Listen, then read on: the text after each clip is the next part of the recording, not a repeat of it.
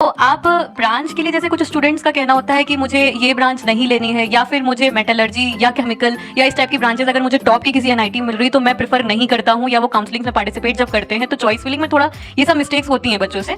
तो आप इसके लिए क्या कहना चाहेंगे, ब्रांच के बारे में कुछ बताइए आप हमें। मैम जब बायोटेक मिली थी तो ऐसा नहीं था कि मेरे को बायोटेक्नोलॉजी चाहिए थी। Hello students, welcome to our YouTube channel the Manta.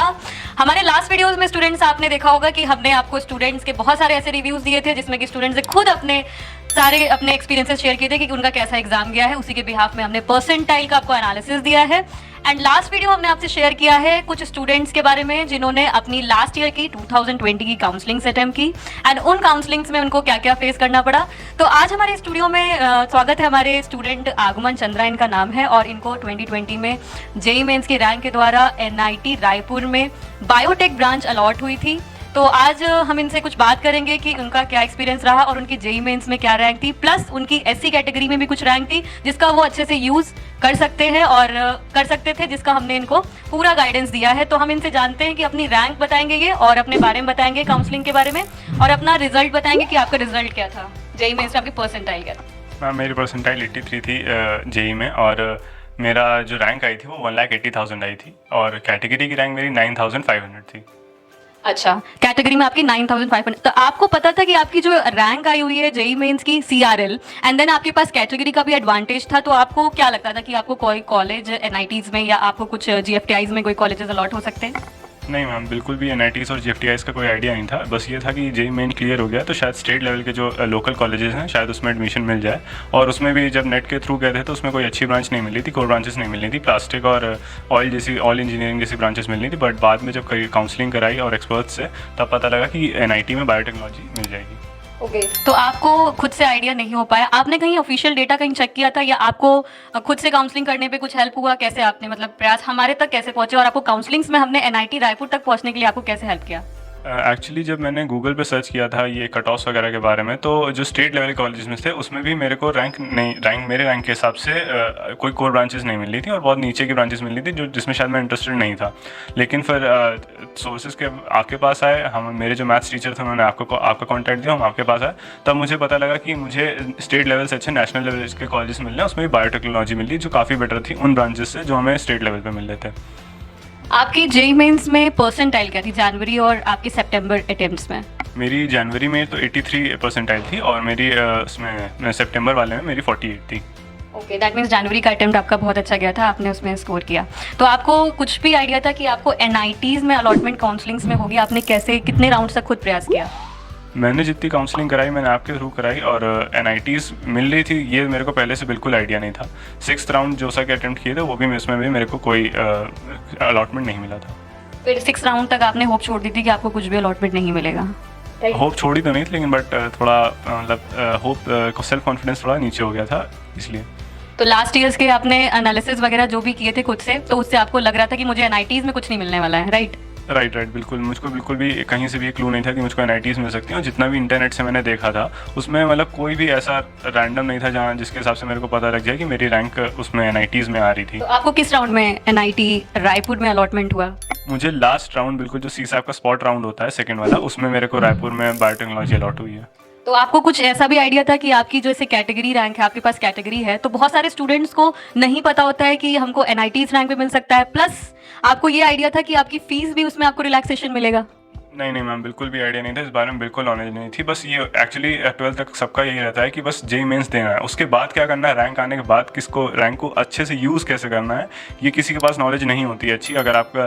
तो इस वजह से लोगों का अच्छे कॉलेजेस रह जाते हैं। तो इस बारे में बिल्कुल भी मुझको कोई आइडिया नहीं था कि मेरी फीस रिलैक्सेशन भी इतनी हो जाएगी, ये सब बाद में पता लगा। तो फीस रिलैक्सेशन में आपको कितना रिलैक्सेशन मिला?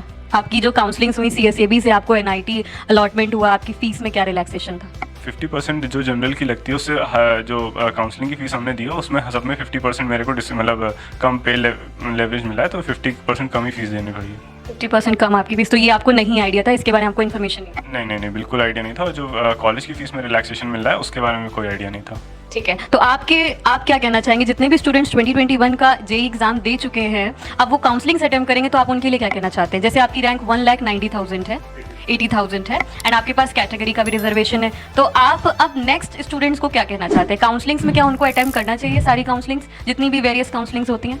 हाँ, मैं ये ज़रूर कहूँगा कि उनको काउंसलिंग बिल्कुल अटेम्प्ट करनी चाहिए और जितनी हो सके उतनी करें। और बेटर ये रहेगा कि किसी वो एक्सपर्ट के गाइडेंस के ऑब्जर्वेशन में करें, ताकि उनके ज़्यादा पैसे बर्बाद ना हो। वो कम से कम राउंड में बिल्कुल एग्जैक्ट उनको अच्छे से अच्छा कॉलेज मिल जाए, उनकी फ़ीस भी बर्बाद ना हो, उनको अच्छे से अच्छी कॉलेज मिल जाए, उनका टैलेंट कहीं स्टेट लेवल के कॉलेजेस या प्राइवेट कॉलेजेस में वेस्ट ना हो।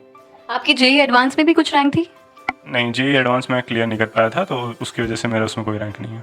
ठीक है, आप कुछ और बच्चों को एडवाइस देना चाहेंगे रिगार्डिंग काउंसलिंग्स या फिर रिगार्डिंग जो इनका मार्च का अटेम्प्ट होने वाला है? क्योंकि बहुत सारे स्टूडेंट्स का भी ये वाला अटेम्प्ट मिस भी हो गया और कुछ बच्चों ने जो अटेम्प्ट दिया है उनका ज़्यादा अच्छा स्कोर नहीं आ रहा है, क्योंकि आंसर की आ चुकी है और बहुत बच्चों ने अपने आंसर्स मैच कर लिए हैं। अब वो आंसर्स मैच करने के बाद कुछ स्टूडेंट्स का बोलना है कि हमारे जो अटेम्प्ट में हमने जो किया है, जितने हमें मार्क्स लाने चाहिए थे उतने हमारे मार्क्स नहीं आ पा रहे हैं, तो उसके लिए आप क्या कहना चाहते हैं? कुछ प्रिपरेशन के टिप्स, क्योंकि आपने 12th के साथ अपना जेईई मेंस का अटेम्प्ट दिया है और आपके 12th के परसेंट मार्क्स भी अच्छे थे और आपने जेईई मेंस में भी अच्छा स्कोर किया है। 1,90,000 में 80,000 में भी आपको एनआईटी रायपुर में बायोटेक ब्रांच मिल गई है, तो आप फर्स्ट ईयर के स्टूडेंट हैं। अब आप नेक्स्ट स्टूडेंट्स को क्या कहना चाहते हैं? मैं ये कहना चाहूँगा कि अभी तो फिलहाल एक ही अटैम्प्ट किया और इस साल 4 अटैम्प्ट्स मिलने हैं, तो अभी 3 अटैम्प्ट्स बहुत सफिशिएंट हैं किसी के लिए भी।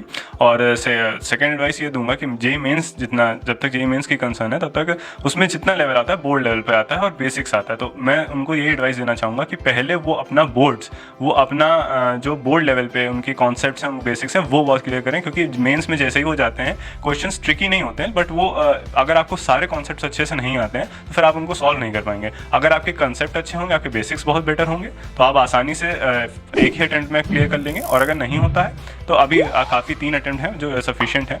और दूसरी चीज़, जब आप एग्जाम सेंटर में जाते हैं तो कोशिश करिए कि आप पैनिक ना करें, क्योंकि पैनिक करने में आप कॉन्सेप्ट्स भूल जाते हैं, आप बेसिक्स नहीं कर पाते हैं, जल्दबाजी में आप कई सिली मिस्टेक्स करते हैं जो आपको अवॉइड करनी चाहिए। तो बिल्कुल रिलैक्स होकर, कोई टेंशन नहीं लेना है और बिल्कुल आराम से पेपर देना चाहिए। उसके बाद जब आपका रिजल्ट आ जाए तो एक एक्सपर्ट के अंडर काउंसलिंग करा लीजिए, ताकि आपकी जो रैंक आई है उसके हिसाब से आपको बिल्कुल एक जेन्युइन कॉलेज मिल जाए। और उसके बाद ब्रांच की कोई टेंशन नहीं लेनी चाहिए, क्योंकि ब्रांच आगे जाके इतनी मैटर नहीं करती है, स्पेशली जब आप एक अच्छे कॉलेजेस में हो। सो आपकी जैसे बायोटेक ब्रांच है आगमन, तो आपको जैसे आइडिया पहले से तो नहीं था कि मुझे बायोटेक अलॉट हो जाएगी एनआईटीज़ में, सो आप ब्रांच के लिए जैसे कुछ स्टूडेंट्स का कहना होता है कि मुझे ये ब्रांच नहीं लेनी है, या फिर मुझे मेटलर्जी या केमिकल या इस टाइप की ब्रांचेस अगर मुझे टॉप की किसी एनआईटी मिल रही तो मैं प्रेफर नहीं करता हूँ, या वो काउंसलिंग में पार्टिसिपेट जब करते हैं तो चॉइस फिलिंग में थोड़ा ये सब मिस्टेक्स होती हैं बच्चों से, तो आप इसके लिए क्या कहना चाहिए? ब्रांच के बारे में कुछ बताइए आप हमें। मैम, जब बायोटेक मिली थी तो ऐसा नहीं था कि मेरे को बायोटेक्नोलॉजी चाहिए थी, क्योंकि लाइक एवरी वन अदर मुझे भी CS IT और कोर ब्रांचेस में चाहिए थी। अच्छा, क्योंकि सोसाइटी ने ये एक फॉल्स इमेज क्रिएट कर रखी है कि जब तक आपकी ब्रांच अच्छी नहीं होगी, आपको प्लेसमेंट अच्छा नहीं होगा या वो अच्छी ब्रांचेस नहीं है। ऐसा कुछ नहीं है। बायोटेक्नोलॉजी जब मुझे मिली तो वो काफ़ी बेटर ब्रांच थी, और अगर आपका इंटरेस्ट है किसी अदर ब्रांच में जैसे कोडिंग या आप कुछ और सीखना चाहते हैं, तो NIT, स्पेशली NITs और जो नेशनल लेवल के अच्छे कॉलेजेस हैं, इसमें डिफरेंट क्लब्स होते हैं, तो उसके आप उसमें पार्टिसिपेट कर सकते हैं। और आपका जिसमें भी इंटरेस्ट है, डांस, सिंगिंग, कोडिंग, वो आप सब अपना वहाँ जाके इम्प्रूव कर सकते हैं, उसको और अच्छा कर सकते हैं।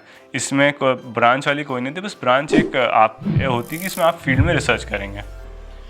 थैंक यू आगमन, आपने बहुत अच्छे से हमारे स्टूडेंट्स को बताया काउंसलिंग्स के बारे में। तो आई होप जितने भी स्टूडेंट्स हैं 2021 की जो काउंसलिंग्स अटेम्प्ट करने वाले हैं, जिनकी रैंक्स भी ज़्यादा आ रही हैं, तो आप अपनी काउंसलिंग्स में जो भी हेल्प हो सकती है, आप हमारे यूट्यूब चैनल में बहुत सारे ऐसे काउंसलिंग्स के वीडियोज़ आपको मिलते रहेंगे।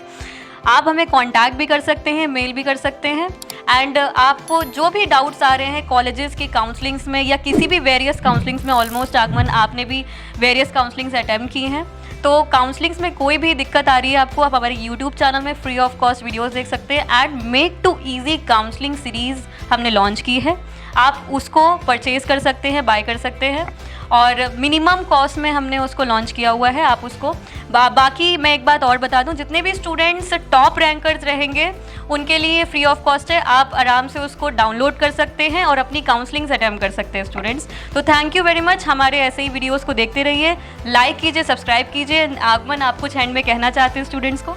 मैं स्टूडेंट्स को बस इतना कहना चाहूँगा कि वो पैनिक ना करें, बिल्कुल रिलैक्स होके बेटर से बेटर की प्रिपरेशंस करें और मेरी तरफ से उनको बेस्ट ऑफ लक, वो आगे जो भी लाइफ में करना चाहें।